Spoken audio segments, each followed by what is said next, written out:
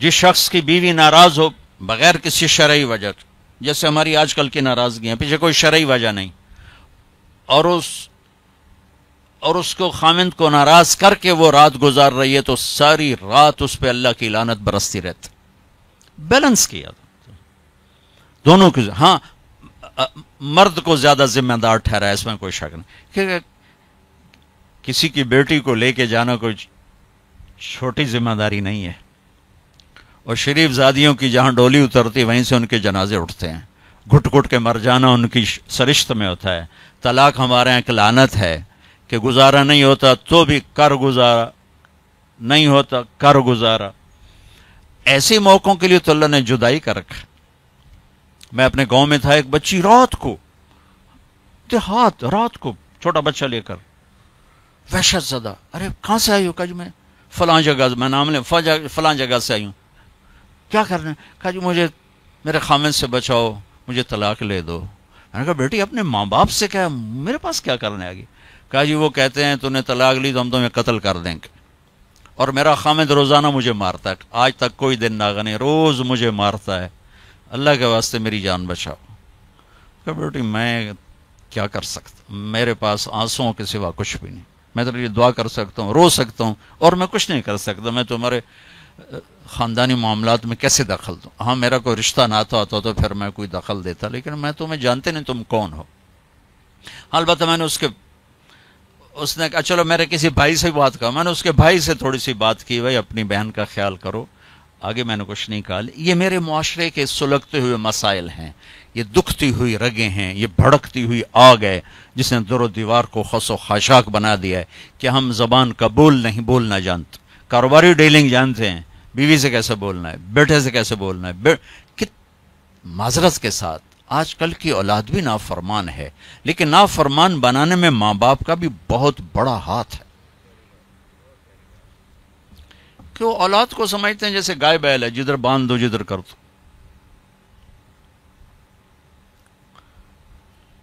ابھی چند دن پہلے وہ ہمارے گھر پہنچ گئی، میرے گھر کو پہنچ جی وہ ماں باپ شادی کرنا چاہتے ہیں اور میں وہاں نہیں کرنا چاہتی، اور میرا باپ کہتا ہے تم مر جا میرے لیے، بھائی یہیں کروں گا اور کہیں نہیں کروں گا. اس کی عمر اتنی زیادہ ہے، میری عمر یہ ہے، 20-25 سال کا 20 میں فرق ہے. کہ میرا ادھر ہی کرنی ہے، نہیں تو تیری نہیں کرنی، بیٹھی رہو. یہ والدین کا جبر ہے. تو میرے نبی پاک صلی اللہ علیہ وسلم نے ایک خوبصورت طریقہ زندگی سکھایا، گھروں کو آباد کر کے بتایا. وہ طریقہ جو بھی اپنائے گا اس کے گھر میں خوشحالی ہوگی، خوشی ہوگی، خوشی. اور اس کا ایک لفظ ہے، ایک دوسرے کو برداشت کرنا. یہ آتے ہی بیوی میری غلام بن کے چلے، میں حاکم ہوں، اور بیوی آتے کہ ہونی تھے میری چلے گی، تیری ماں دی نہیں چلے گی، تو سوائے پھر بھڑکتی آگ کے کچھ بھی نہیں ہوگا. رشتوں کو میرے بھائی بہنوں صرف برداشت سے چلایا جاتا ہے. رشتوں پر مسلط ہو کے رشتے آباد نہیں ہوتے. جھکنا پڑتا ہے، سہنا پڑتا ہے، دبنا پڑتا ہے. جو دبنا سیکھے گا اللہ کی قسم اس کی زندگی خوبصورت ہو جائے گی. اس کا شکل صورت سے تعلق نہیں، سونے چاندی زیور سے تعلق نہیں. خوبصورت اخلاق زندگی کو 4 چاند لگا دیتے ہیں. بد اخلاقی زندگی، میرے نبی میں ایک حدیث یاد آ گئی، اجتنبوا الدمن الخضراء. تو آپ کے الفاظ تھوڑا مشکل تھے، تو صاحب نے کہا رسول اللہ، آپ نے کہا الدمن الخضراء سے بچو. یا رسول اللہ دمن خضراء کیا ہوتا ہے؟ آپ نے کہا المرأة الحسنہ فی المنبت السوء. بد اخلاق خوبصورت عورت سے بچو، اس کے حسن پہ نہ ریچھ جانا ورنہ زندگی تباہ ہو جائے گی. بد اخلاق سے بچو، بد اخلاق سے بچو. آدمی بھوک پر گزارا کر سکتا ہے، کڑوے بول پہ گزارا نہیں کر سکتا. عزت دو ایک دوسرے کو. گھروں کو آباد کرنا، عزت دو. میرے نبی نے عزت دے کر دکھایا. عرب میں جب عورت ناپاکی کی حالت میں ہوتی تھی تو وہ اپنے خامد کے ساتھ نہیں سو سکتی تھی. الگ الگ کر دیا جاتا تھا اسے. حضرت ام سلمہ رضی اللہ تعالیٰ عنہ، حضرت ام سلمہ رضی اللہ تعالیٰ عنہ، وہ رات کو اللہ کے نبی کے ساتھ ایک چارپائی پر سوئے ہوئے، تو انہیں محسوس ہوا کہ وہ ناپاکی کی حالت میں چلی گئیں. وہ چپ کر کے اٹھ گئیں اور جا کر کپڑے تبدیل کر کے ایک طرف ہو. آپ کی آنکھ کھلی، دیکھا ام سلمہ نہیں، دیکھا تو ادھر. اللہ کے نفس تھی، لگتا ہے تجھے مینسز کا، جی ہاں، کہ ادھر میرے پاس ہی آ کے لیٹو. دوبارہ اپنے پاس آ کے ان کو لٹایا. یہ عزت ہے جو میرے نبی نے اپنے گھر والوں کو دی ہے. جہاد کا سفر تھا، جہاد کا، اور قافلہ چلنے لگا. حضرت عائشہ بیٹھ گئیں، ٹھیک، تو یوں دیکھا تو گلے میں ہار کوئی نہیں. تو انہیں کہا یا رسول اللہ میرا تو ہار گم ہو گیا. تو آپ کہتے تجھے ہار کی پڑی، ادھر جہاد کا سفر ہے، چل.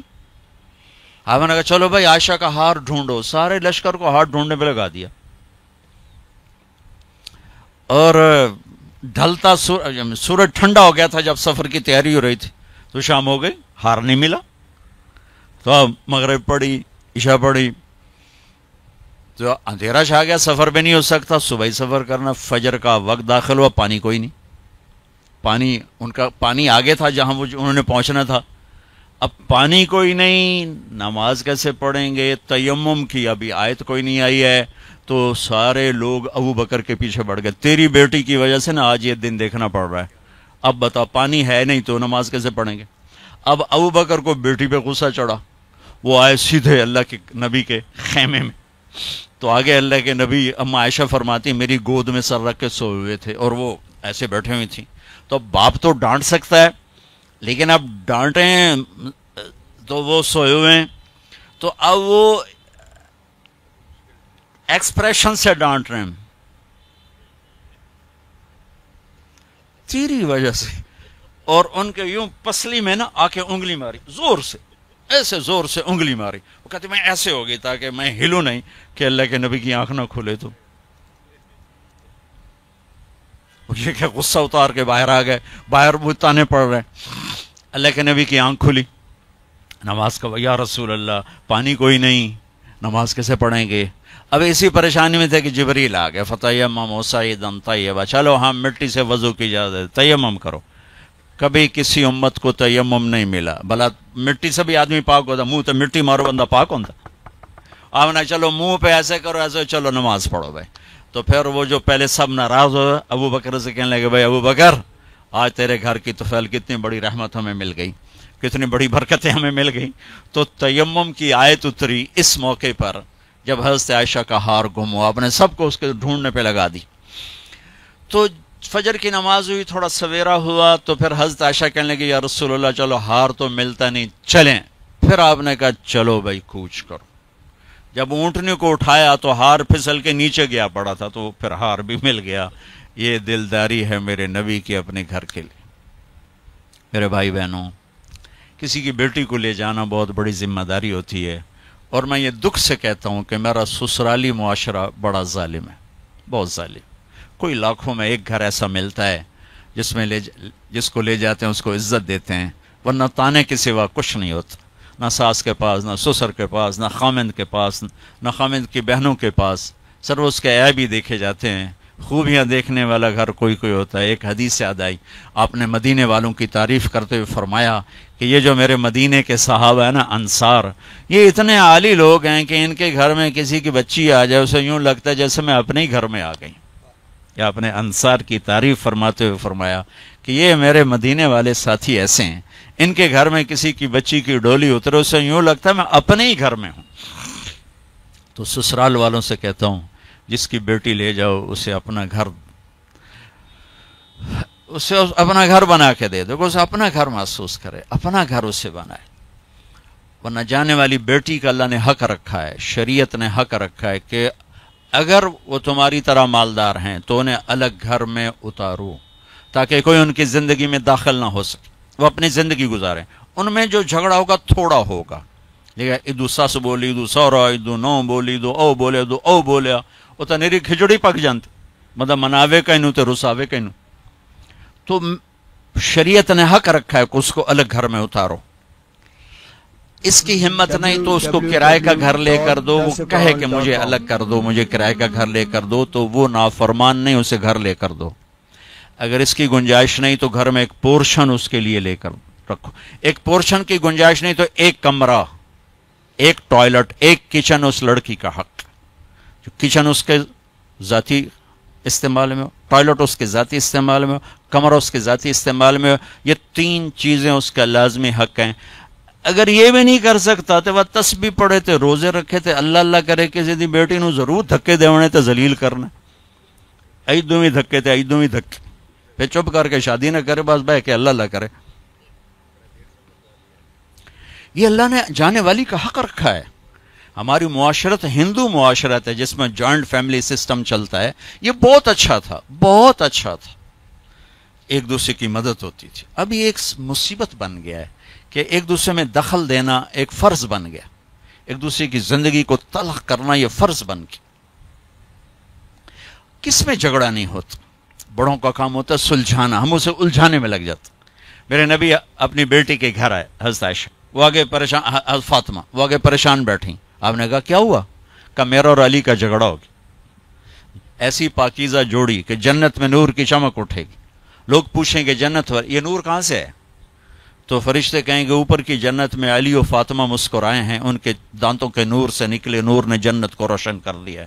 یہ اتنا بڑا جوڑا ہے. لیکن دنیا ہے. آپ نے کہا علی کدھر کا؟ یہ باہر نکل گئے. آپ ان کے پیچھے گئے, دیکھا تو مسجد میں سوئے تھے. ان کو کہا ابو تراب اٹھو, یہ ٹائٹل یہاں دیا, ابو تراب اٹھو. ان کو لے کر آئے, گھر تشریف لائے, زمین پر لیٹ گئے. علی کو دائیں طرف لٹایا اور فاطمہ کو بائیں طرف لٹایا. علی کا ہاتھ پکڑ کے اپنے پیٹ پر رکھا, ادھر سے فاطمہ کا ہاتھ پکڑ کے علی کے ہاتھ پر رکھا, اور بیٹی کے ہاتھ کے اوپر اپنا ہاتھ رکھا. اب یہ علی کا ہاتھ, یہ فاطمہ کا ہاتھ, یہ میرے نبی کا ہاتھ علیہم الصلوات و تسلیمات. ٹھیک. اور فرمایا بولو بھائی ہماری صلح ہو. پوچھا نہیں کی لڑائی ہو, اے جڑے پوچھنے والے ہو لڑا کے آ جان, تو کیا کیا ابھی, تو کیا کیا, او ڈھیر لڑ لڑ کے ویلے ہوئے بیٹھے. تو میرے نبی نے پوچھا نہیں ہاں بھائی تو کیا کہتے اور تو کیا کہتی. میرے نبی نے یہ کیا اور کہا علی فاطمہ کہو ہماری صلح ہو گئی. دونوں نے کہا جی ہماری صلح ہوگی. ٹھیک ہے. پھر آپ نکلے خوش خوش, چہرہ نورانی. صحابہ نے عرض کیا رسول اللہ آج آپ بڑے خوش نظر آ رہے. کہا میں علی و فاطمہ کی صلح کرا کے آ رہا ہوں. یہ بڑوں کا کام ہوتا ہے. اب لڑکی والے اپنے اٹھا لیتے ہیں, کمر کس لیتے ہیں سوٹے, اور ادھر لڑکے والے اپنے سوٹے کس لیتے ہیں, بچی بچے کی زندگی برباد ہو کر رہ جاتی. جوڑنے کی بجائے دونوں طرف توڑ چکے. نہ قرآن کا پتہ ہے نہ سیرت کا. دیکھو میں ہاتھ جوڑتا ہوں, قرآن پڑھو, اپنے نبی کی زندگی پڑھو, تاکہ ہمیں اور آپ کو پتہ تو چلے کہ زندگی کیسے کیسے ہیں, زندگی گزارنی کیسی. میرے نبی سے پوچھ کے موت آئی, پوچھ کے موت آئی. واحد ہستی ہیں جن سے موت پوچھ کے آئی. ٹھیک ہے. 12 ربیع الاول 11 ہجری 7 جون 633 عیسوی جبریل اندر آئے. یا رسول اللہ باہر ملک الموت کھڑا ہے, اندر آنے کی اجازت چاہتا ہے. یہ وہ دربار جہاں موت پوچھ کے آئی. تو آپ نے کہا آ جائے. ملک الموت اندر آیا, کہا السلام علیکم یا رسول اللہ. اور پھر کہا یا رسول اللہ آپ پہلی ہستی ہیں جنہیں میں سلام کر رہا ہوں, میں نے کبھی کسی کو سلام نہیں کیا. کہ یا رسول اللہ آپ پہلی ہستی ہیں, اللہ نے فرمایا پوچھ کے اندر جانا, بغیر پوچھے نہ جانا. اللہ اکبر. پوچھے گا اللہ ہم میں سے کسی سے. یا رسول اللہ اللہ نے فرمایا آنا چاہیں تو لے آنا, رہنا چاہیں تو چھوڑ کے آ جانا. ٹھیک ہو. اچھا آپ کیسے تھے؟ اما عائشہ ایسے بیٹھی اور آپ اما عائشہ کے سینے پر سر رکھ یہ کیفیت کا. تو آپ فرماتے اچھا ٹھیک ہے, میں اٹھتا ہوں, میں وضو کرتا ہوں, 2 نفل شروع کرتا ہوں, جب میں سجدے میں جاؤں میری جان نکال لینا. ہم دعائیں میں یا اللہ سجدے کی موت عطا فرما. کتنے لوگ ہیں دعائیں کرتے ہیں یا اللہ نماز پڑھ رہے ہیں موت آ جائے, سجدے میں سر ہو موت آ جائے. کتنی عام تمنا, میں خود دعا مانگتا ہوں. تو آپ کہتے کہ تم ٹھہرو میں وضو کر لوں, جب میں سجدے میں سر رکھوں میری جان نکال لینا. آپ نے اپنی بیگم کے سینے پر سر رکھے ہوئے ہی موت کو قبول کیا کہ یہیں نکالو، یہیں نکالو، وہیں لیٹے لیٹے۔ اس لیے میری ماں حضرت عائشہ فرماتی تھی میرے نبی میرے سینے اور ٹھوڑی کے درمیان اللہ کے پاس حاضر ہوئے، مات فی سحری و نحری۔ یہ بھی ایک پیغام تھا، یہ بھی ایک پیغام تھا کہ آپ اپنی بیگم کے سینے پر سر رکھ کے دنیا سے جدا ہوئے ہیں اور اللہ کی بارگاہ میں پہنچے۔ تو بھائیو، لمبی ایک خوبصورت زندگی ہے، میں گھنٹے سوا گھنٹے میں کیا بتا سکتا ہوں، اور یہ اتنا اندھیرا ہے کہ اس میں کروڑوں شمعیں جلیں گی اور اربوں پروانے قربان ہوں گے تب جا کے صبح ہوگی۔ اس اندھیر میں میری چند باتیں پتہ نہیں کوئی روشنی کا سبب بنے یا نہ بنے، پر اگر چند کانوں پہ دستک ہو گئی تو شاید کچھ ذرہ خیر وجود میں آ جائے۔ بھائیو، اپنے نبی کی زندگی سیکھو، اپنے نبی کی زندگی کے مطابق چلنے ڈھلنے کی کوشش کرو۔ یہ تبلیغ کا کام بھی اس کو سیکھنے کی ایک خوبصورت محنت ہے، جو کرے گا اللہ تعالیٰ اس کی دنیا بھی بنائے گا، اللہ تعالیٰ اس کی آخرت بھی بنائے گا۔ آخری بات یہ کہتا ہوں، اپنے گھروں کو آباد کرنا ہے تو اس زبان پہ قابو پانا سیکھ لیں، اس زبان پہ قابو پانا سیکھ لیں، اس زبان پہ قابو پانا سیکھ لیں، انشاءاللہ میرے آپ کے گھر آباد ہو جائیں گے۔ اللہ تعالی ہمیں عمل کی توفیق